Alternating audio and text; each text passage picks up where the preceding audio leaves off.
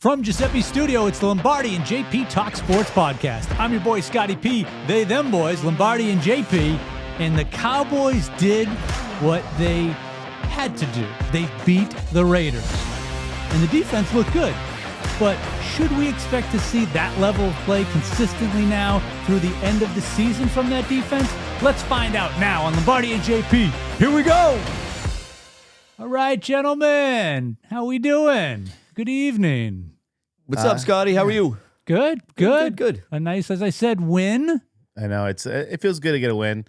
It's been a while. I'm not really crazy about the win against the Raiders, but it's a win. Win's a win. It's a win. And they needed to get that win. They should have got the win, and they got it. Yeah. Any win in the NFL is a good win. It's right? a good win. Yeah. So, and we'll talk about it later, but a win is a win. Okay. And before we get to headlines, I want to mention I just finished the Open. If you've been listening to us, if you've been watching us, you know that my Open always ends with what was Dak Prescott's "Here we go." His cadence. Yeah, part of his cadence. And I was going to say, Joe Buck stole my thunder Monday night because he mentioned how he hadn't heard Dak say it all night. And he hasn't been really saying that. He hasn't included that all season long. And I've been debating whether or not to continue to use that or change it. He says, yeah, now, instead of here we go. Yeah. Yeah, Troy Aikman called him out on it. He said, I think, I don't want to speak for every Dallas Cowboy fan, but I will tell you this. I think every Dallas Cowboy fan is happy he does not go into that. Here we go. Yeah. I miss it. I liked it. It was different. It's too predictable, I think. Yeah, too predictable for the defense. Kids is clapping in college football nowadays. They don't even have a cadence at all. They just clap. Yeah. Jackson Dart. Well, bringing it back to me now, enough about Dak Prescott. No. But the question really is, do I need to change the end of my Open? No. Do I need to go, yeah, instead of here we go? No, it wouldn't go. It wouldn't work. Yeah. It wouldn't work. All right, do they even still have the light? You sound like you're grunting when display? you do that. Just here we go. Yeah, It's well, better. I change it up. Sometimes it's a here we go. Yeah. Here we go. Here Just make it we you. go. I Make can it do a you. lot with it, more than yeah. All Like I right. can't do much with yeah. Moving on. Do they still have the here we go at Texas Stadium? You had a picture of the lighted, I don't know, what do you call it, display? You'll see that it changes every time. That's at the Stadium Club. Yeah. So, And but you'll now he see doesn't that. say it, so did they get rid of it? No, it's not there. That was only there one time. Oh, They changed the okay. ambiance. All right, before we lose all the And you audience. can't bring it back because he doesn't say it anymore. All right. Headlines, JP. What do you got? All right. So the Thanksgiving Day game is always a great game for the Cowboys season. They always host. And this year they announced that Post Malone will be the halftime performer. And thank God I won't be there to hear that because I'm not a big Posty fan. Wow. Yeah.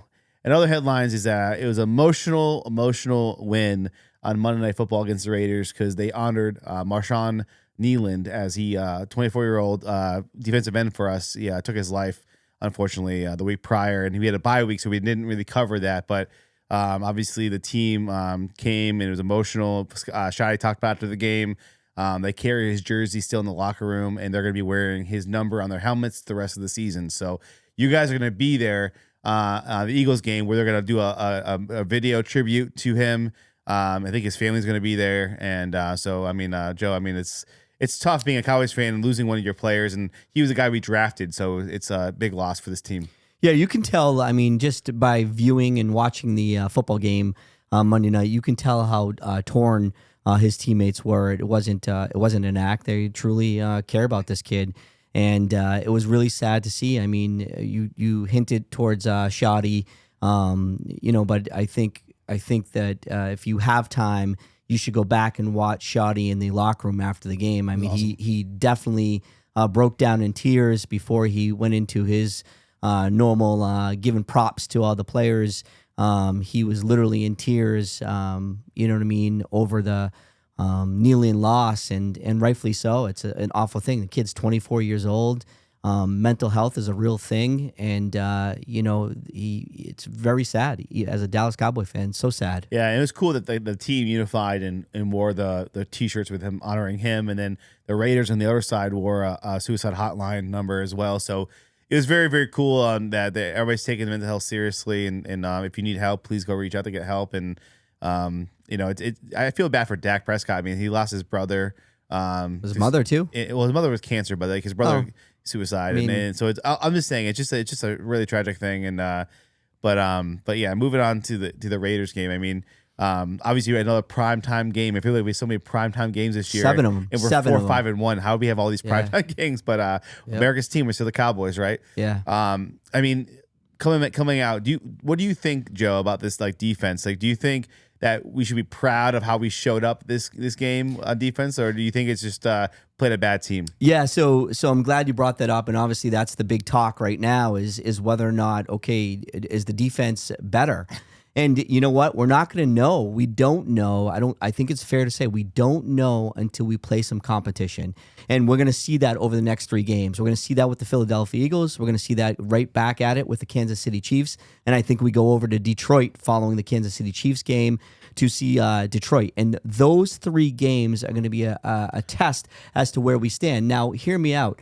I do think the defense is better. I do think the defense is better. Deron Bland made up for a horrific game that he played. I'm sure you're going to talk about it in a minute, but Deron Bland played amazing. I mean, absolutely amazing. Was it the 2-7 Raiders at the time because he played? Is that why he played amazing? I don't know.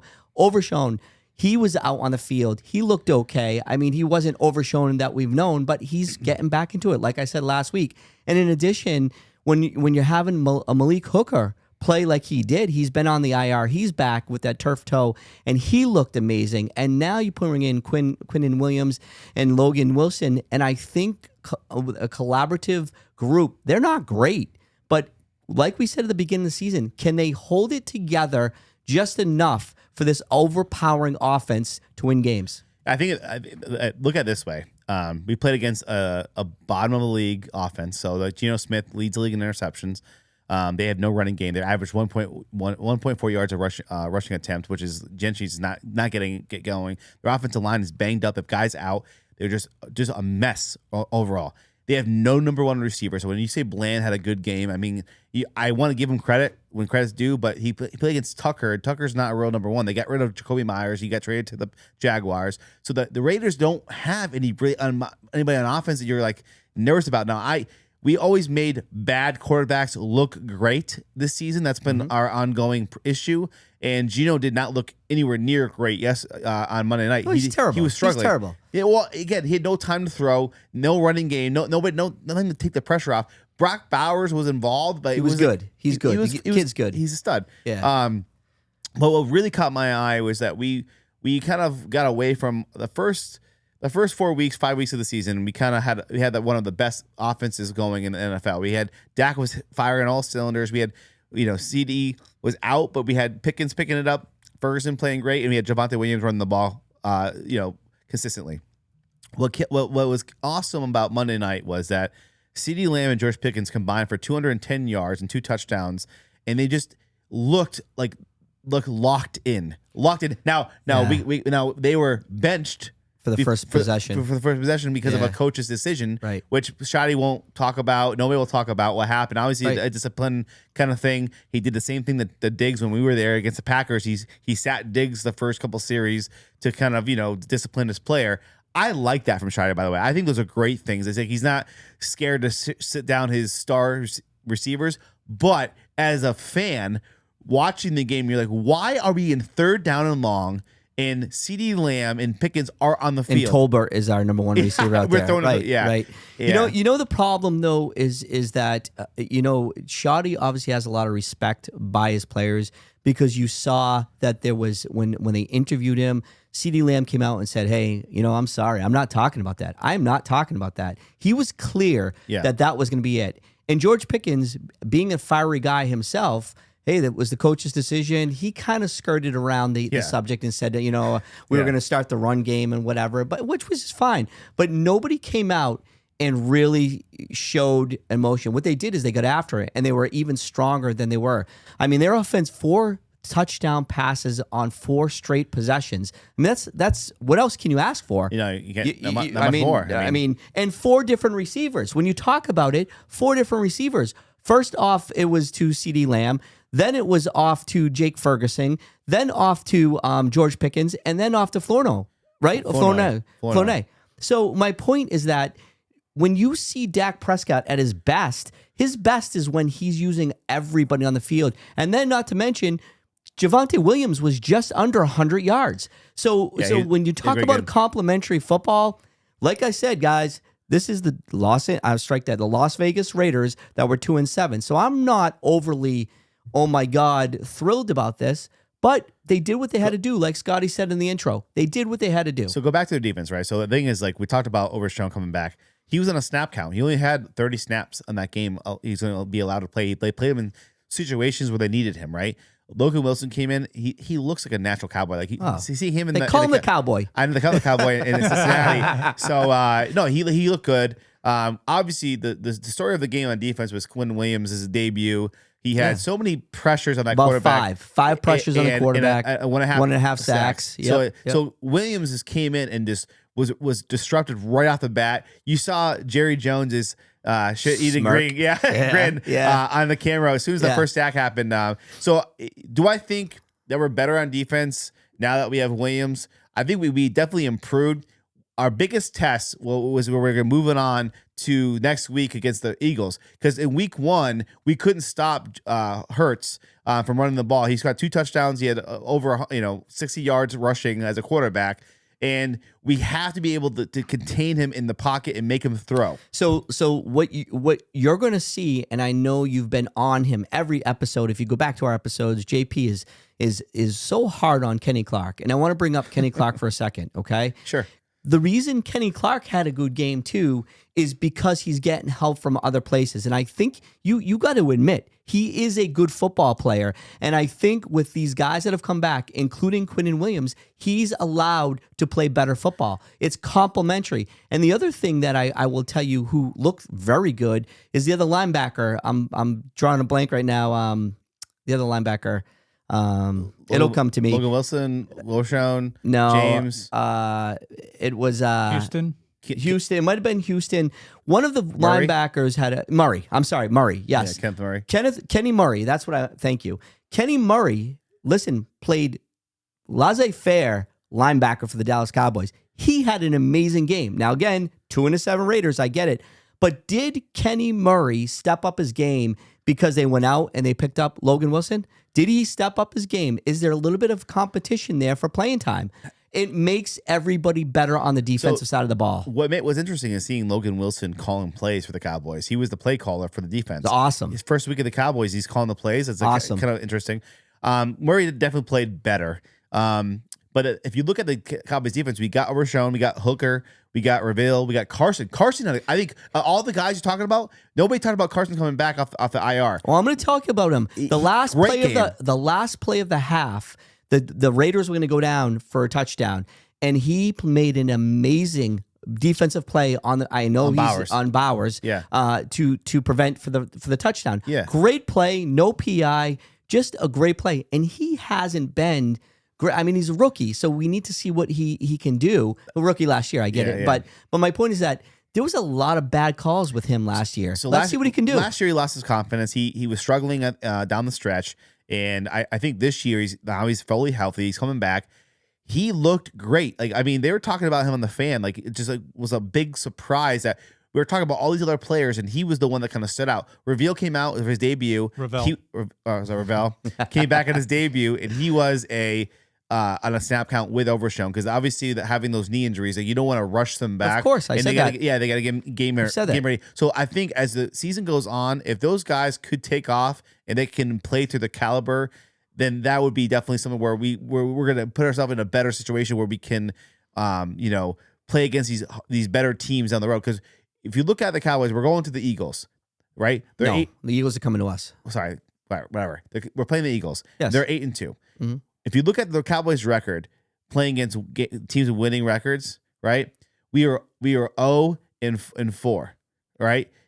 Teams with losing records, we are 4-1, and So it's one of those things where, like, I think, like you said, the big test going forward is we're going to the Eagles now, and we're going to be playing against our rival.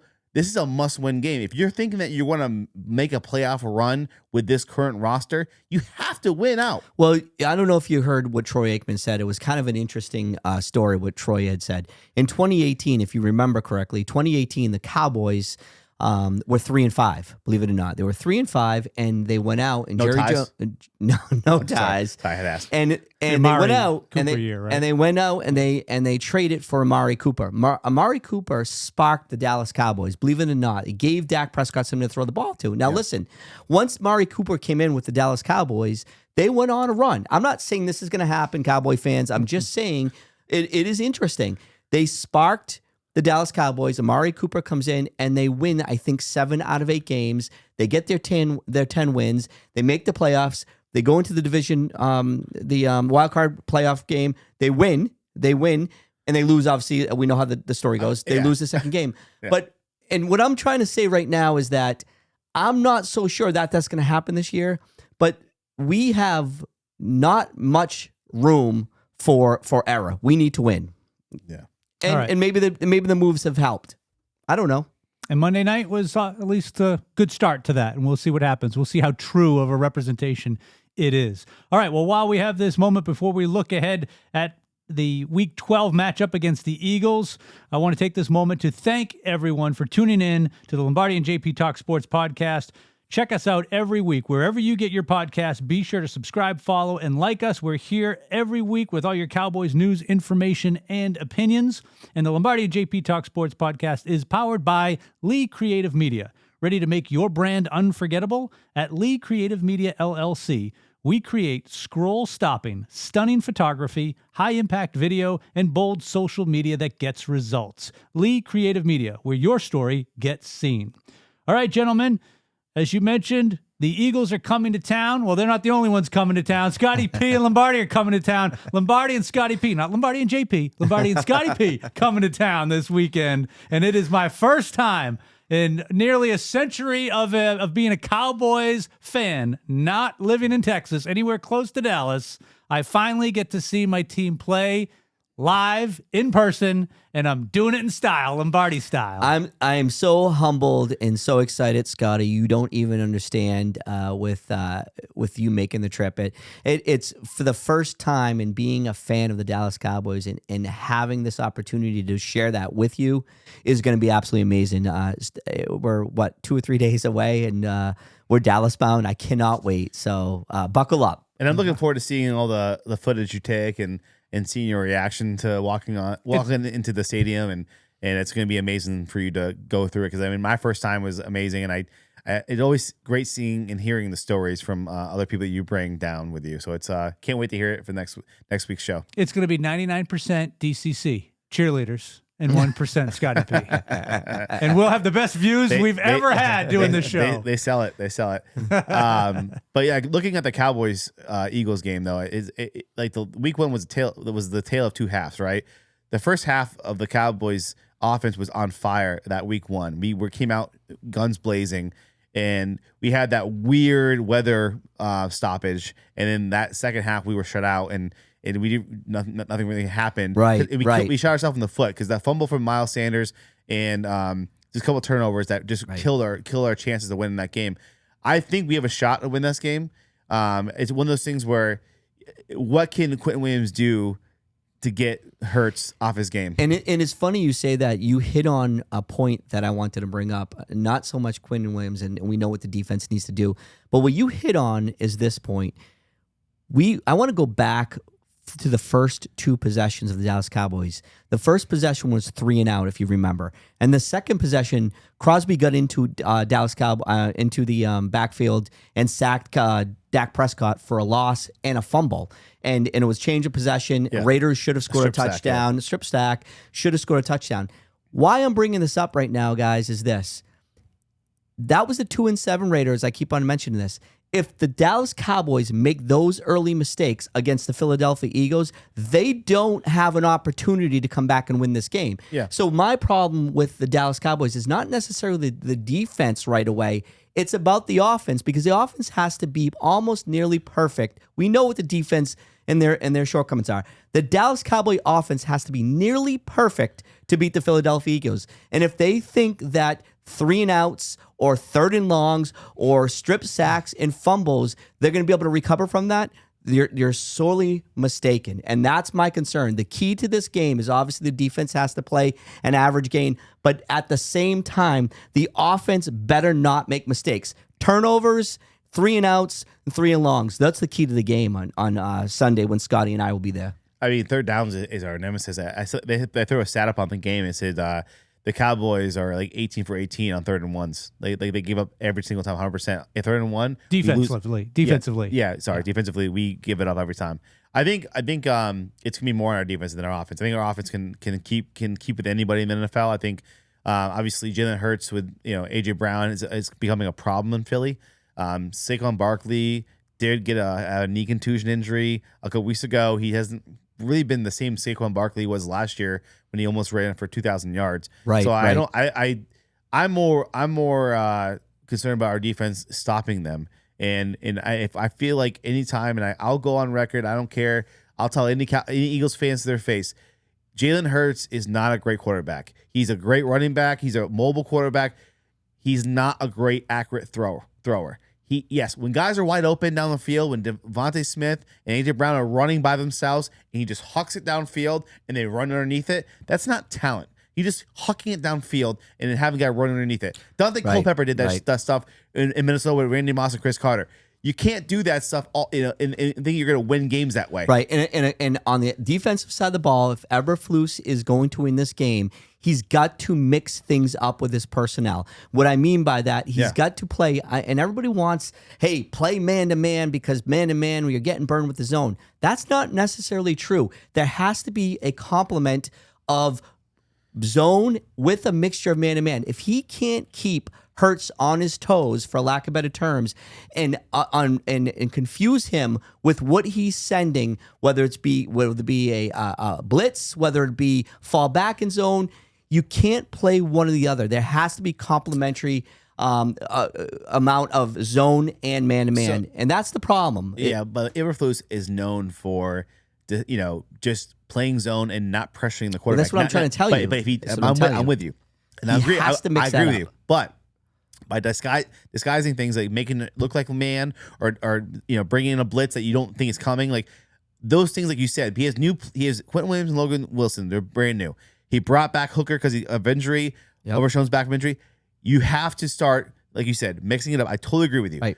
But the thing is, if I don't trust Eberflus when the zone defense, there's pockets. Right? Oh, everywhere. Everywhere. The field. You saw with the Raiders. And Bowers was wide open in space all the time. All day. And if Geno Smith was actually a good quarterback, that game, we still win that game, but that game would have been a lot closer. You know what I'm saying? And the last thing I'm going to tell you about the offense, what does Dak Prescott have to do? I'll tell you what Dak Prescott and the offense has to do. Shoddy knows this. Play action. Play action. Dak Prescott is the best. Dak Prescott is the best when he is play action first offense. It keeps the defensive line off guard. Yeah, and one thing I want to mention is the Eagles lost Alexander for the season. They traded for him, and I think he stepped away from the team. So they traded. Oh, really? Yeah, I think they stepped away from the team. So it's one of those things where I think if Pickens and CeeDee Lamb are playing the way they played last week, I think we're gonna be totally fine on offense. Let's just see how we can hold up on defense. All right, so you're saying there's a chance. All right, that's what they have to do. Wait to get to my picks. We'll see if that story continues, stays the same. Yeah. All right. Well, speaking of picks, let's get to it then. We got some great matchups here in Week 12. Let's start with the AFC South leading 8-2 Colts at the 5-5 Chiefs. We had so much fun last week with our picks and the Chiefs, and we saw what happened. What are they going to do this week, Lombardi? What do you think? I'm a little upset that you didn't give me a little bit more credit. I sat up here and took a beating from JP with the Kansas City beating? Chiefs. Really? Oh, what? Play it over. The Kansas City Chiefs, the Mahomes are the best. Kansas City Chiefs are an average team this year. Average. And they're going to lose again. So you picking the Colts? Yeah. All right. That if I said they're going to lose, that means that I'm not picking them. Yeah, I'm gonna take the Chiefs. I still think they're gonna win that game. Sticking to your guns. Good for you. I unlike you, JP. I'm jumping off the wagon after 1 week. Thanks, Scotty. And I'm going Colts. Okay. All right. Then I don't want to hear about how you were beat up next week, Lombardi. No. Join the bandwagon, buddy. All right. Number 2, second game, 2 NFC division leaders going at it. NFC South leading 6-4 Bucks at the NFC West leading 8-2 Rams. Another team we had fun with last week with a toss-up. You guys love the Buccaneers. I don't think they're the real deal. I think they had a really easy schedule up front. Baker Mayfield came back, some late heroics in some of these early games, but they had a great game against the Bills. But I think Rams are just a way better team. I think it's not gonna be close. They're beat up. The Bucks are beat up. Yeah. What do you think, Lombardi? Yeah, and you stole the words out of my mouth. Sorry. No, that's okay. I won't have to talk. I'm going with the Rams just because the Bucks are beat up. I think if the Bucks were at full strength, I think it would be a competitive game. I'm not saying they would win. I'm just saying it would be a very close game, but not with the shape they're in. I'm taking the Rams. I'm taking the Rams, but I do think it's going to be competitive. Oh, no kidding. Yeah, even though I think they're going to have some players back possibly, but they're probably not going to be 100%. Rams by 14. Bucky, I think they're getting back maybe this week. No, nope. Definitely he's not coming back. He's out. Yeah. So, but I am picking the Rams, but I think it's going to be closer maybe than we think it is. I have Bucky over in my fantasy team. That's why I know. All right. All right. Well, speaking of returning players, they're the home team. Let's get to this next game. Monday Night Football, another NFC West versus NFC South matchup. The surprising Bryce Young-led 6-5 Carolina Panthers, who Bryce and Dowdle beat up on our Cowboys not too long ago, at the Brock Purdy returning 7-4 San Francisco 49ers. Who you got, JP? I have Brock Purdy on my fantascy team also. So you're going to go with the 49ers. So you're happy? I'm going 49ers. Yeah. He looked great. Yeah, I actually like the 49ers in this matchup. I don't feel like the Panthers got to win last week.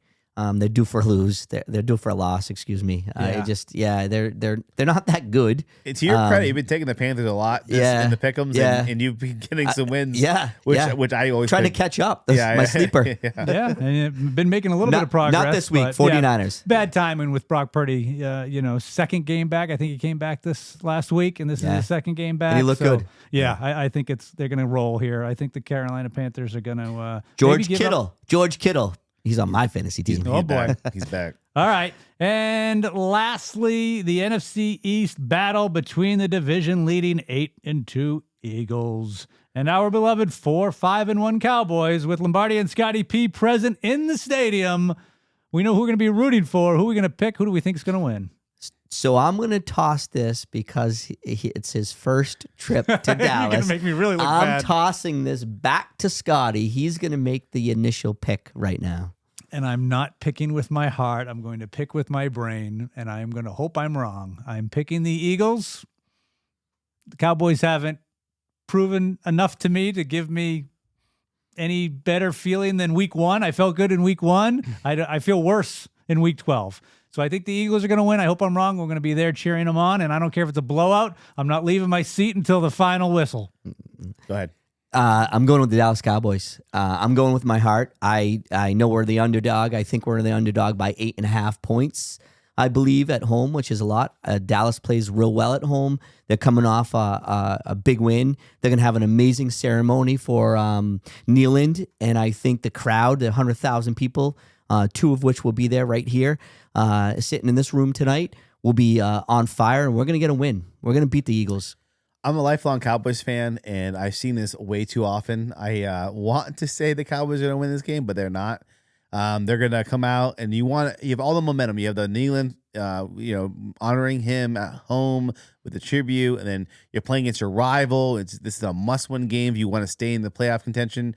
But I've seen this story so many times. I don't think we can pull it out. I think that for some weird reason, some calls won't go our way. Yeah. And I think we're just going to lose this game. Let me ask you one question, if you don't mind. Do you think the Dallas Cowboys are a better team now than they were on opening day? Just yes or no? We don't have a lot of time, so truthfully. This is just a yes or no question. No. So no, you thought they were a better team at the beginning of the season. I don't, to me, it's like, I don't think it's that much different. Okay. Do you think the Eagles, and this is my last question, and I know we're wrapping things up, but do you think the Eagles are a better team from week 1 to now? They were better week 1 because they had less injuries. Okay. So what I'm trying to tell you is to host them. They were better week 1. I think with the acquisitions that we've made and the injuries that we've gotten back, we're a better team. Right? I'm not saying we're going to win. I want them to win, but the reason I'm picking them is, think about this. We are a better team on paper right now in week 10, 11, 12. Week 12. I'm sorry. I apologize.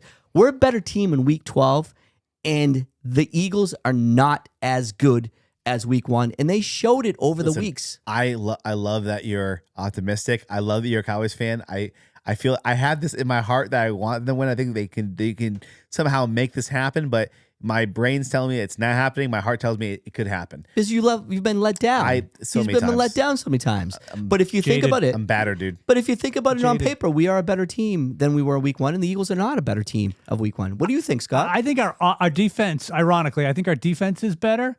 I don't know about our offense. I hoped, particularly when CD went down with the injury and everybody was, Dak was spreading the wealth and they were playing well. I thought we would be better now. And I'm questioning whether or not this offense is better in week 12 than it was in week 1. Interesting. So we'll see. I don't know. I hope you're right. I think in all of our hearts, we hope you're right. But we got a flight to catch. We got to pack our bags and we got people to see and places to go. Yeah, buddy. Let's do it. I'll see when you guys get back. Yeah. All right. Awesome. Stories to tell. Come back next week. Listen to our podcast. We're going to be talking about our visit. We're going to have plenty of videos, pictures throughout the weekend. And we got all the stories to tell. Well, most of the stories that we can tell, we'll tell next week. Thanks for checking us out. For Lombardi, JP, I'm Scotty P. Lombardi and JP catching a flight. We're on a plane. We're out of here. Dallas, here we come. Peace.